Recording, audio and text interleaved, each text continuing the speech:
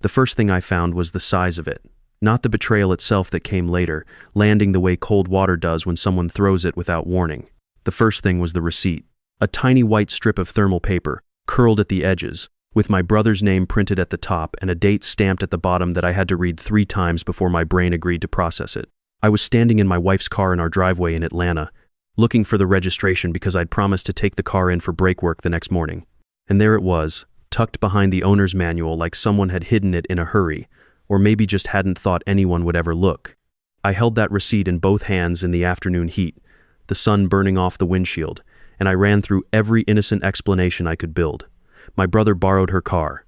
It fell out of his jacket at dinner. There was a conference, a carpool, a business reason, a coincidence.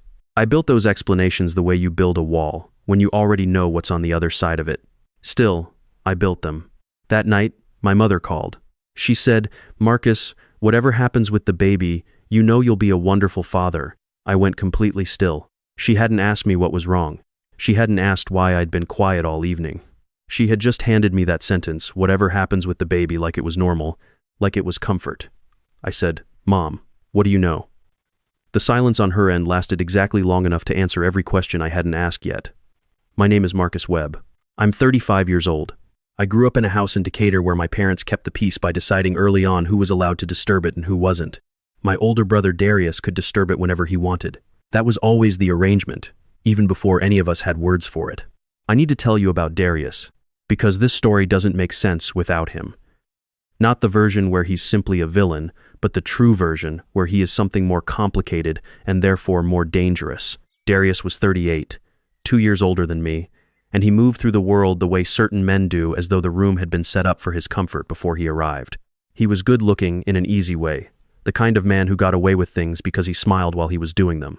He had a marketing career, a leased Audi he called a business decision, and a talent for making every mistake sound like something that had simply happened to him rather than something he had chosen. When Darius failed out of his first semester of college, my father said the school hadn't been the right fit. When Darius wrecked a car at 20 and lied about where he'd been, my mother said boys needed room to make mistakes. When Darius cheated on a woman he'd been with for 3 years, my mother said relationships were complicated. When I missed calling home on my parents' anniversary because I was covering a co-worker's shift at the construction firm where I worked as a site coordinator, my mother told my aunt I was becoming unreliable. That was the family system. Darius received forgiveness. I received expectations. I was the son who showed up on time, fixed the things that broke, paid people back, and never made scenes. And because I didn't make scenes, my family made the mistake of believing I didn't have a life happening inside me. Honestly, I think I made that same mistake about myself for years. I met my wife Simone when I was 30. She was an occupational therapist at a hospital near Buckhead, sharp and funny, with a laugh that came out of nowhere and made strangers smile. She had this specific quality I fell in love with before I even knew I was falling. She listened to you like you were saying something worth hearing. Not the performed listening people do while they're preparing their next sentence. Real attention. When I told her about Darius, about the way my family worked, she got it faster than anyone I'd ever dated. She said, "So he starts the fires, and your parents hand you a hose and call it teamwork." I laughed so hard at that. I should have held on to that sentence later.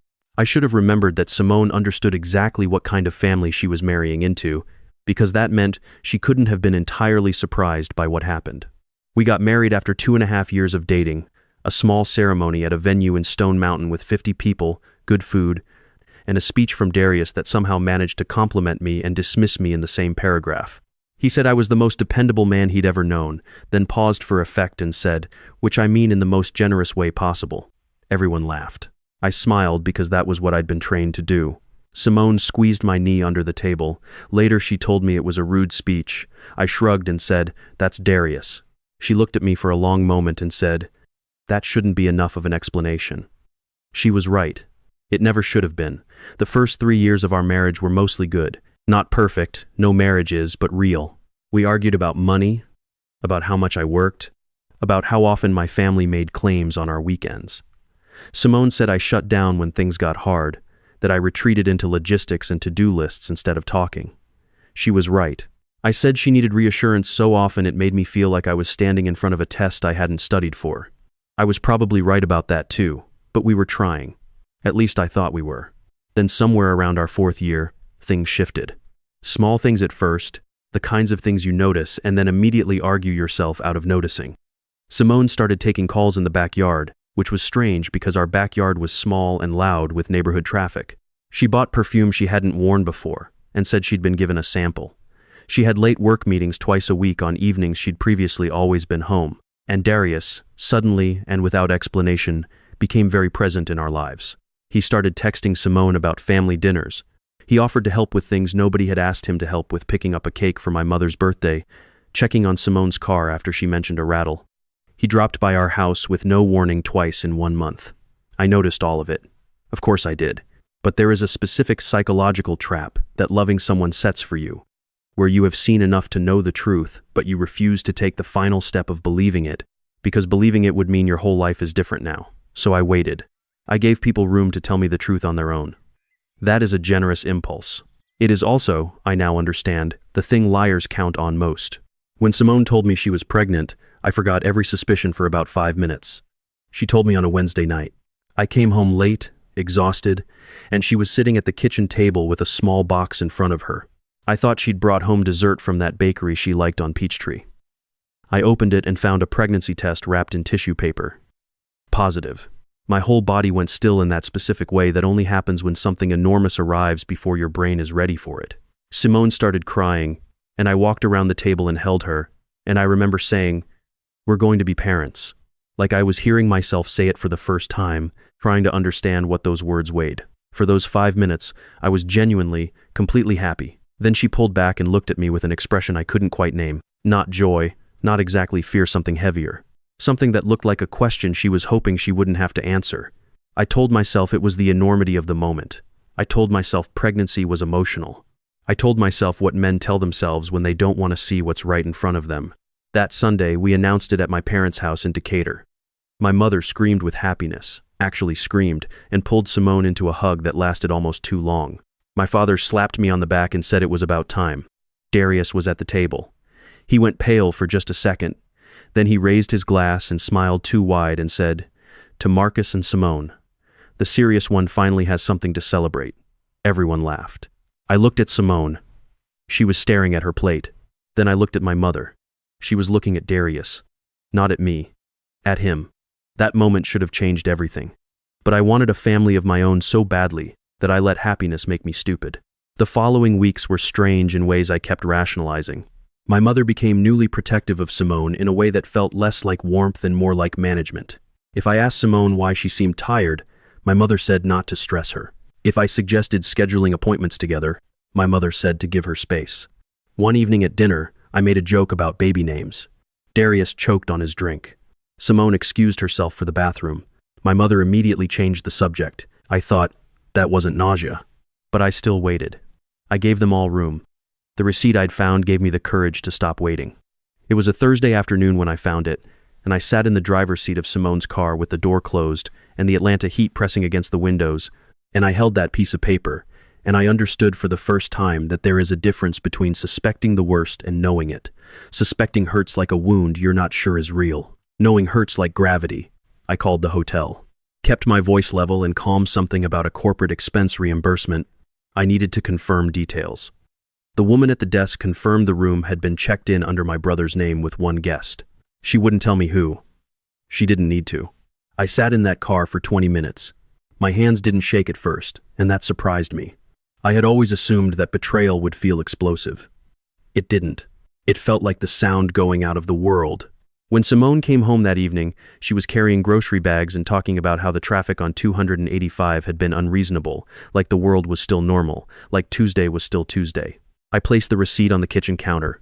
She stopped talking. The grocery bag tilted in her hand. I said, "What is that?" She looked at the receipt, and then at me, and then at the floor, and her face changed in a way that told me everything I needed to know before she said a single word. She said my name Marcus in that soft, careful way that means someone is about to tell you something they're afraid of. I said, "Don't do that. Just answer the question." She set the bags down slowly. She said Darius had booked the room for a colleague and must have left the receipt in her car by accident. She said she didn't know how it got there. I said, "Simone, just her name." She started crying. That was the moment I stopped suspecting and started knowing. I sat down because my legs had become unreliable. How long? She covered her mouth. How long? She whispered that it wasn't supposed to happen. That sentence that cowards use when the truth is simple and they need it to feel complicated. It happened more than once, I said. She didn't answer. Silence is always an answer. I stood up and moved to the living room, not to create space, but because I was afraid of what I'd say if I stayed close. She followed me, crying harder. She said it started after a fight about my work schedule. She said she'd been lonely. She said Darius had been there. She said he listened. She said he made her feel wanted. Each sentence hit differently. Darius listened. Darius was there. My brother had spent his entire life taking what was mine, and somewhere along the way he had convinced my wife that I was the problem. I asked the only question that still mattered. Is the baby mine? Simone froze, not hesitated, froze. I felt something inside my chest drop through the floor. I said her name. She said, quietly, I don't know. 3 words. I don't know. Those 3 words ended my marriage more completely than anything else could have, because they meant there was no version of this where we were still who I thought we were. I grabbed my keys. She stepped in front of me. She said, please don't go. I looked at her face, at her stomach, and I said, I can't be in this house right now. She said she'd wanted to tell me. When? I asked. She looked at the floor. Then she said something that stopped me completely. She said, your mother told me to wait. I went absolutely still. She said my mother had found out about a month ago, that my mother had told her not to say anything until they had a plan, that once the baby arrived and I held him, things might settle differently. I stared at Simone. My mother had known for a month. She had sat across from me at Sunday dinners and talked about nursery colors and knew. She had called me to say whatever happens with the baby and known exactly what she was saying and hoped I wouldn't catch it. She had made a strategy. My wife's betrayal was devastating.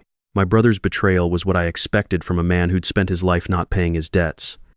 But my mother had made a plan. That was a different kind of wound entirely.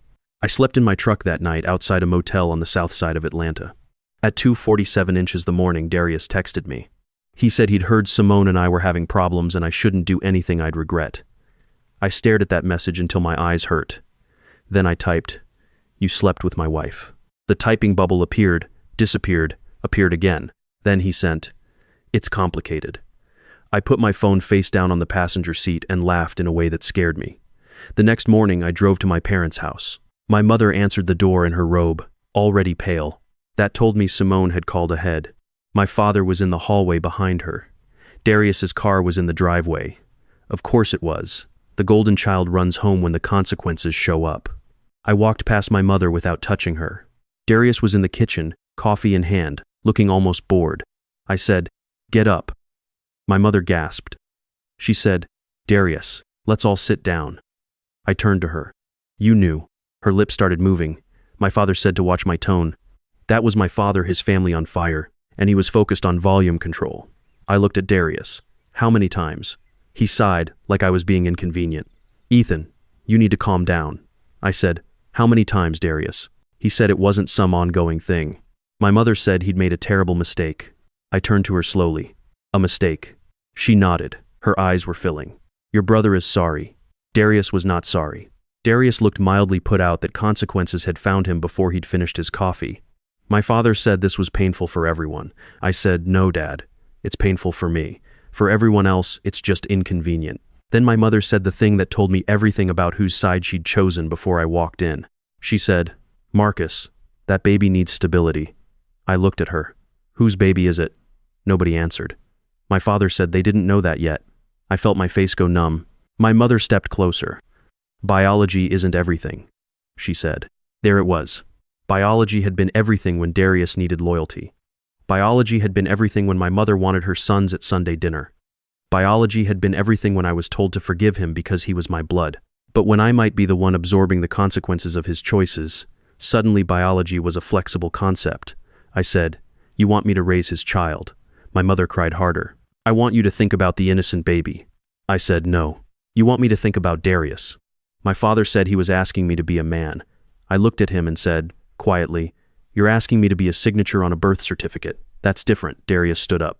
He said I always did this, acted like I was above everyone. I turned to him. You slept with my pregnant wife and you're critiquing my attitude. His face went red.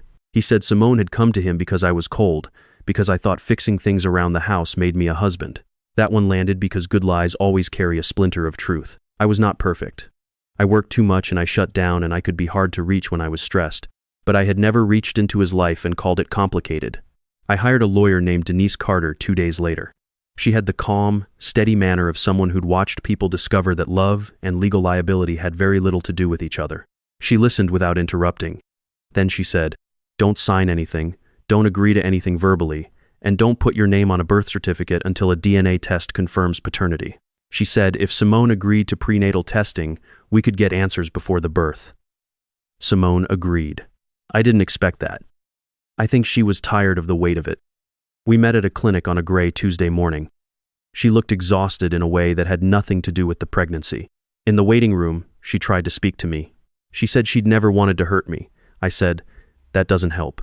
She said she knew. I said, "I don't think you do, because wanting not to hurt someone and choosing not to hurt them are two completely different things." She pressed her hands together in her lap and didn't respond. Then we waited. The days after the test were the longest of my life. My mother called constantly. I didn't pick up. My father left a voicemail about family being bigger than anger. I deleted it. Darius sent texts that swung between manufactured concern and thinly veiled intimidation. The one that made me respond said, "You know that baby doesn't deserve to be punished for what adults did." I wrote back, "If the baby is yours, be his father." He replied, "Mom will never let you walk away from a child born into this family." I screenshotted that immediately. Arrogance makes people careless, and careful people save screenshots. The results came on a Friday. Denise called me to her office. I could read the room from her face before she slid the paper across the desk. I read the conclusion once, then twice, then a third time. Probability of paternity for Marcus Webb, 0%. Darius was the father. I sat in that chair in the quiet of her office for a long time. Denise said something about next steps. Divorce proceedings, protecting my legal position, communication protocols. I heard some of it. I kept looking at that number, 0.00. I had expected the result to destroy me. Instead, it clarified things. For weeks I'd been living in the space of maybe the baby was mine, maybe the marriage could be rebuilt, maybe there was some version of this where I didn't have to burn everything down. But a 0 has no room in it. A 0 doesn't negotiate. I drove home and sat in my driveway and cried for the first time, not loudly, not dramatically, just enough to admit something had died. Then I wiped my face, went inside, and started making copies. Hotel receipt. DNA results. Darius's text. Simone's written statement. Screenshots of their messages. And a text from my mother to Simone that I hadn't known existed until Simone sent it to me as part of her own attempt at honesty. The text read, "Don't say anything to Marcus until we have a plan. He's too emotional right now. Once the baby arrives, things will calm down. Too emotional." My mother had mistaken my right to know the truth about my own life for a mood that needed managing. 2 days later, my mother organized a family dinner. She sent a group text. "Sunday at 5, we need to come together and discuss how to support Simone and the baby through this. Support Simone and the baby, not support me, not address what Darius had done. Support the situation they had engineered." I almost didn't go. Then my uncle Gregory, my father's younger brother, the only person in my family who seemed to have been born with a functional conscience, called me. He said my mother was telling people I was abandoning Simone while she was pregnant. He said Darius was framing himself as devastated by the conflict between us. I said, "Come on Sunday." And that was how I decided to stop defending myself in private. I arrived at my parents' house with a manila folder under my arm. The dining room table was set. My mother was moving around the kitchen like a woman hosting a wake she'd accidentally caused. My father stood near the fireplace, looking tired. Darius was leaning against the wall with his arms crossed, performing calm. Simone was near the window, pale and quiet. My Aunt Renee, Uncle Gregory, a cousin named Jerome, and 2 other relatives my mother had clearly invited as emotional reinforcement sat around the table. That was fine with me. An audience works both ways. My mother started before I sat down. She said she was grateful I came, that they all loved me and loved Simone, and that there was a baby coming who had done nothing wrong, and she thought we needed to focus on healing instead of blame. I nodded slowly. Healing instead of blame. She said yes, encouraged. I looked around the table. Does everyone here know why I moved out? My aunt shifted uncomfortably. My cousin Jerome said he'd heard there were some problems. Darius said I was having a hard time accepting things. I said, accepting things. That's one way to put it. Then I opened the folder. I placed the hotel receipt on the table first. I said this was what I found in Simone's car. Darius paid for the room. Then I placed Simone's written statement beside it. I said this was Simone's own account of what happened, in her words.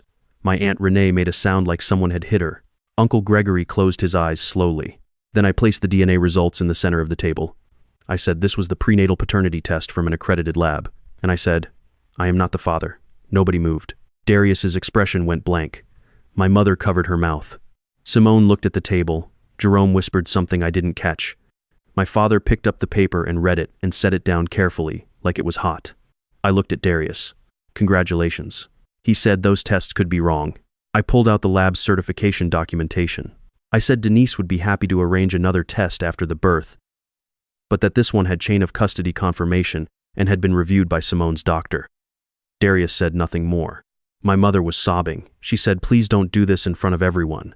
I said, you invited everyone. She shook her head. She said she'd wanted support. I said, no, you wanted pressure.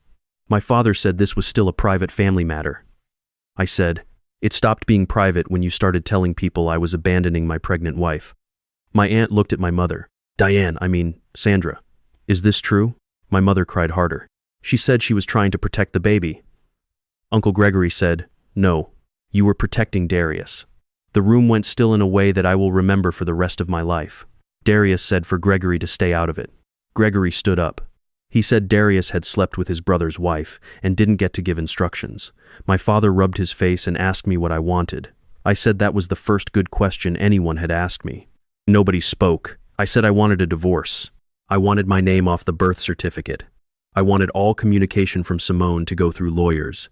I wanted Darius to stop contacting me. I wanted my mother to stop rewriting the story. And I wanted everyone in that room to understand that I was not going to raise my brother's baby so that the family could go on pretending Darius hadn't done what he'd done.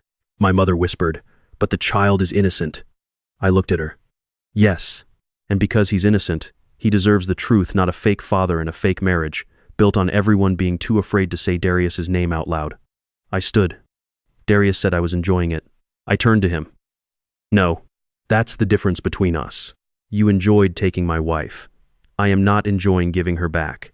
I walked out while my mother was still calling my name. I didn't stop. I had spent 35 years stopping. If you have ever been the responsible one in a family, the one who handles it, the one who absorbs it, the one who stays calm so everyone else can afford to fall apart, then you know there is a specific exhaustion that comes, not from what you carry, but from how long you've been expected to carry it without anyone noticing the weight.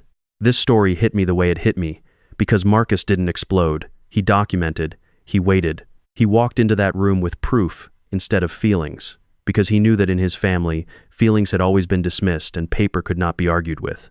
I want to be honest with you. I don't know that I would have kept my composure the way he did. I think I would have said something I couldn't take back much earlier. But there is something powerful about the way he handled it. Something that goes beyond revenge. He didn't want to humiliate anyone. He wanted to be believed. There's a difference. The fallout came quickly. Aunt Renee called me that night and apologized. She said she'd believed my mother's version and felt ashamed for it. Uncle Gregory sent one text. You stood straight in there. I saved that message.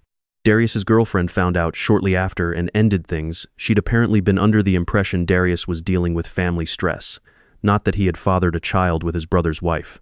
My mother sent 11 texts in one night. She said I'd embarrassed the family, hurt my father, that Darius was in a dark place, that Simone wasn't eating. The last one said I was not the man she'd raised if I could walk away from a child.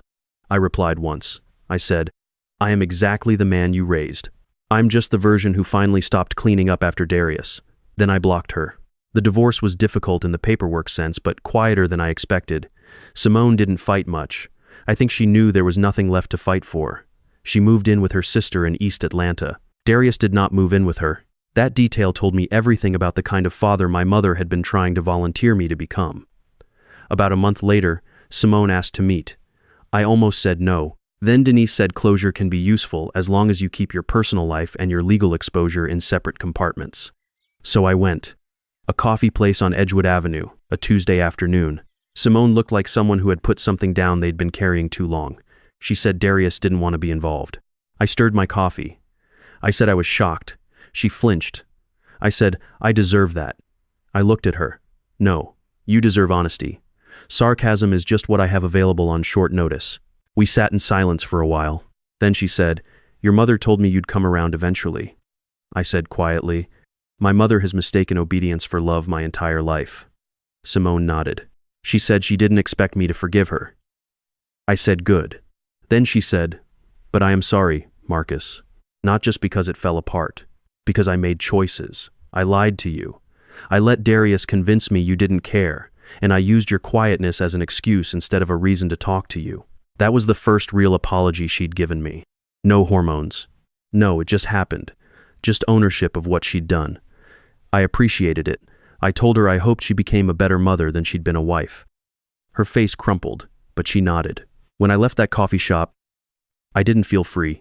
People say the truth sets you free, and maybe it does eventually, but first it just opens the door of the cell and you still have to drag yourself out. It was a start. The baby was born about 2 months later, a boy.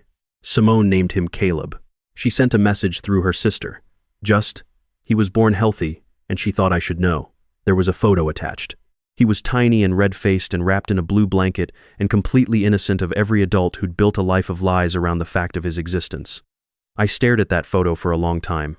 My anger had places to go toward Simone, toward Darius, toward my parents, but not toward him. Never toward him. I did not hate that baby. I hated what they tried to build around him, with me as the load-bearing wall. My mother somehow unblocked herself using a different phone and sent me a photo of Caleb 2 days after the birth. She wrote, "Look at him and tell me you feel nothing." I replied, "I feel sad that every adult around him failed him before he was born. That doesn't make me his father." Then I blocked that number too.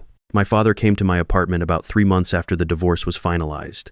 He looked older than I'd ever seen him look. He asked if we could talk. I stood in the doorway. He said, "Your mother and I are separated." That genuinely surprised me. He said she still believed that if everyone sat down together, things could be repaired. He asked me if that was possible. I looked at him for a long moment and said nothing. He said, "I failed you. I spent so much time protecting Darius that I taught him someone would always absorb what he broke, and then I stood there and asked you to be that person one more time." I wanted that sentence to feel better than it did. But when someone finally says what you needed to hear years ago, it doesn't always heal you. Sometimes it just shows you how long you were bleeding without anyone asking if you were okay. I said I wasn't coming back. He nodded. I said I wasn't fixing this. He nodded again. I said I was not going to meet Caleb to make anyone feel better about choices they made. He accepted that. For a moment I thought he might cry. He didn't. "In some ways, I am too much my father's son." He said, "I'm sorry, Marcus." I said, "I believe you." His eyes lifted just slightly. Then I said, "But I don't trust you yet." He accepted that too. It mattered that he didn't argue with it. This story taught me something I think about often. The people who hurt us most aren't always the ones who intend to. Sometimes the deepest damage comes from the people who love us enough to justify anything, who tell themselves that keeping the family intact is the same thing as keeping the family honest, when really, it is the opposite. Marcus's mother didn't wake up one day and decide to betray her son. She made 100 small decisions, each one seeming reasonable in isolation, that together added up to a betrayal larger than the affair itself. The mistake most people make when they're the dependable one in a family is believing that dependability will eventually be rewarded with honesty. It won't. Dependability gets rewarded with more dependability being expected of you. What Marcus understood slowly, painfully, only after everything fell apart was that being reliable is not the same as being a doormat. And the difference between those two things is whether you are allowed to have limits. If you are in a situation right now where someone is asking you to absorb consequences you didn't create, to protect a story you didn't write, to parent a problem that isn't yours, I want to ask you something. Not what you should do. Just this. How long have you been doing that? How long have you been the one holding the bucket? I rebuilt slowly. No dramatic reinvention. I went to therapy with a woman named Dr. Okafor, who had the gift of asking one question and then waiting as long as necessary for the real answer. I changed apartments, moved closer to Midtown. I learned to cook actual meals. I went fishing with Uncle Gregory at Lake Lanier twice and caught absolutely nothing, which he said was fine because it gave us more time to talk. I started dating again after about a year, carefully and without expectation. The first time a woman asked about my family history, I gave her the short version. She blinked and said, "That's not a family tree. That's a crime scene with a holiday card on top." I laughed in a way I hadn't laughed in a long time. I still think about Caleb sometimes. I wonder what he'll be told when he's old enough to ask. I hope Simone tells him the truth not because I want him to suffer, but because children can feel a lie in a household long before they have words for it. I know this firsthand. Silence doesn't protect children. It teaches them to doubt what they know. So comment down below, drop a 1 if you think Marcus made the right call, a 2 if you think he should have stayed involved in some way, or a 3 if you think the family was the real villain and Simone and Darius were almost secondary. I genuinely want to know what you think, because this one is not simple, and I know people are going to land in different places. Also, where are you watching from right now, and what time is it there? There's something I find grounding about knowing this story is reaching people in different cities, different time zones, different lives. And if you have ever been in a family where one person was allowed to never pay their debts and another person was expected to cover them forever, I'd love to hear that story in the comments. You don't have to go into detail, just tell me you know what I mean. If this story moved you at all, please share it with someone who needs to hear it. And if you haven't subscribed yet, it would mean a lot if you did. I make these to reach people who've been through things that don't have easy answers. If that's you, I'm glad you found this channel. This is a fictional story, inspired by real emotional experiences, fully rewritten and reimagined in Atlanta, Georgia, to create original content. Any resemblance to real people or events is coincidental.